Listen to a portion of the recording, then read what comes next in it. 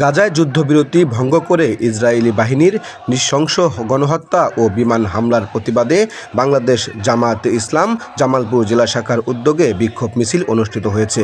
জামালপুর শহরের পুরাতন পৌরসভা গেট মসজিদ থেকে গতকাল বিকাল ৫টায় বিক্ষোভ মিছিলটি শুরু হয়ে শহরের প্রধান সড়ক প্রদক্ষিণ শেষে বকুলতলা মোড়ে গিয়ে বক্তব্যের মাধ্যমে বিক্ষোভ মিছিলটি শেষ হয়। বিক্ষোভ উত্তর সমাবেশে জেলা সেক্রেটারি অ্যাডভোকেট আব্দুল আওয়াল এর পরিচালনায় বক্তব্য প্রদান করেন জামালপুর জেলা আমির, কেন্দ্রীয় মজলিসের শুরা সদস্য মাওলানা আব্দুল সাত্তার, সাবেক জেলা আমির অ্যাডভোকেট নাজমুল হক সাইদি, শ্রমিক কল্যাণ ফেডারেশন জেলা সভাপতি অ্যাডভোকেট আসিমুল ইসলাম। বক্তাগণ বলেন, অনতিবিলম্বে গাজায় গণহত্যা হামলা বন্ধ করতে হবে।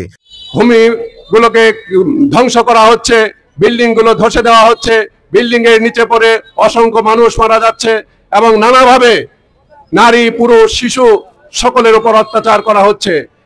এই অত্যাচার দেখে আজকে শুধু ফিলিস্তিনের মানুষ নয়, আজকে শুধু গাজার মানুষ নয়, আজকে সারা দুনিয়ার মুসলমান মানুষ নয়, সারা দুনিয়ার মানবতা কেঁপে উঠেছে।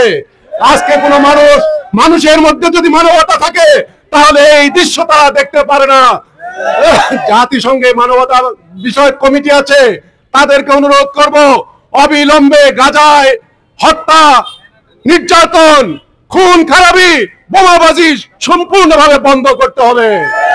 এই কাজে যারা নেতৃত্ব দিয়েছে নেতানিয়াহু সহ সমস্ত ইহুদি নেতাদেরকে গণহত্যার অভিযোগে অভিযুক্ত করে আন্তর্জাতিক আদালতে বিচার করতে হবে। আর যদি তা করতে না পারে তাহলে মনে রাখতে হবে শুধু সারা দুনিয়ার মুসলমান নয়, সারা দুনিয়ার মানবতা এক হয়ে গাজাকে উদ্ধার করবে, গাজার মানুষদেরকে উদ্ধার করবে, ফিলিস্তিনকে উদ্ধার করবে। যে বর্ণায় সারা বাংলাদেশের প্রতিটি জেলা, উপজেলায়, শহর বন্দরে বিক্ষোভ মিছিল সংগঠিত হচ্ছে। শুধু তাই নয়, সারা বিশ্বের 200 কোটি মুসলমানদের আজকে হৃদয়ে রক্তক্ষরণ হয়েছে। মুসলমানদের প্রথম কিবলা বাইতুল মুকাদ্দাসকে তো আক্রমণ করেছে। আজকে ইহুদিবাদী ইসরায়েল কোন বৈধ রাষ্ট্র নয়, ইসরায়েল একটি অবৈধ দখলদার রাষ্ট্র।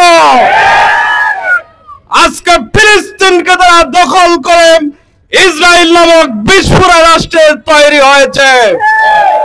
আমরা আমাদের প্রতিবাদের ভাষা আমরা শুধু এখানেই সীমাবদ্ধ রাখবো না, আমরা আমাদের সারা পৃথিবীতে ইসরায়েলি সকল পণ্য বয়কট করা এবং সারা পৃথিবীতে ইসরায়েলের বিচরণকে আমরা বন্ধ করব।